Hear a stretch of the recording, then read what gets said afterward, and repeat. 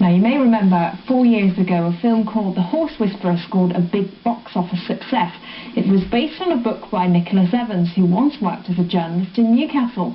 It's about a man who heals and trains disturbed horses, not with whips and ropes, but with gentleness and understanding. Of course, it was a work of fiction, but in fact, horse whisperers exist in real life, and we sent Andy Clues down to a farm near York to see how it's done. Meet Jet, 9 years old and severely disturbed.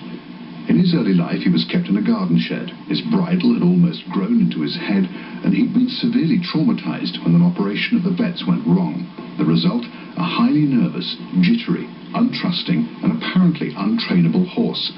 That was until he was handed to Don Shaw.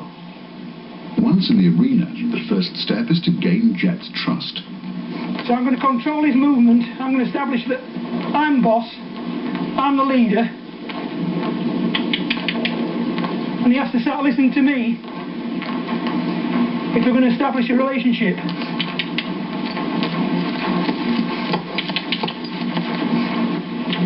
Now what I'm seeing now, what I'm going to be looking for is that Jet starts to communicate with me. And there's usually 2 or 3 things I'll look for. The first thing will be his ears, making sure his ears will move to face me rather than looking forward. He's starting to give me attention. He knows I'm here, doesn't know why I'm sending him away, but he knows I'm here. He's keeping his eye on me with his ears. I think it's important to ensure you try to understand how a horse might think. And that's difficult because we're not horses and we don't live the life of horses.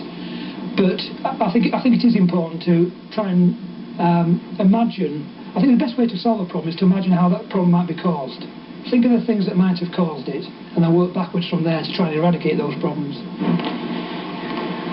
I'm turning away from him now, let him slow down.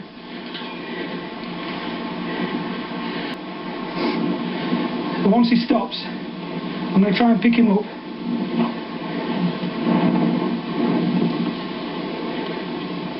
Still a little bit unsettled. It's coming in. It's coming.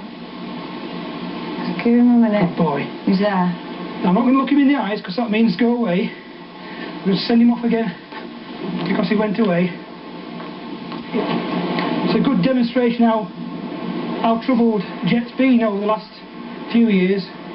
He's really, really trying hard to come into me now. He's walking past, but he's still not quite there. And hopefully, at some point, he will come in.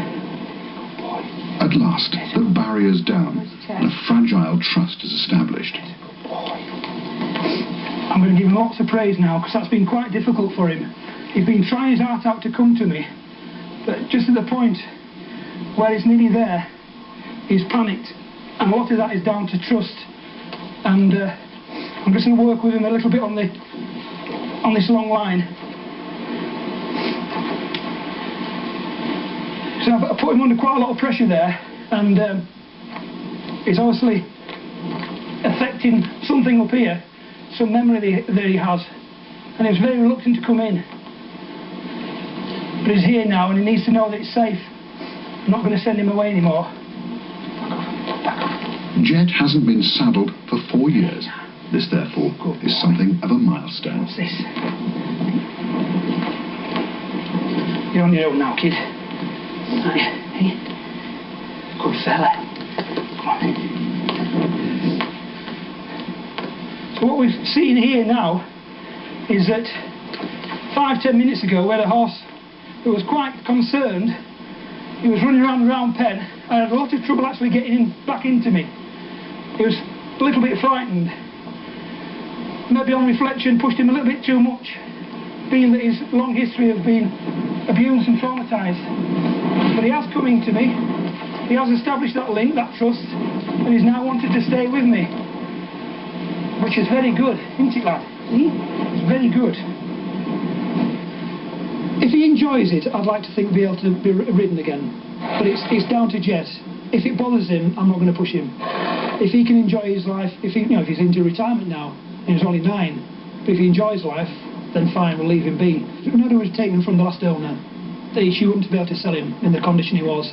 And I think, quite honestly, if she had sold him, I think he would have been destroyed. Fascinating work.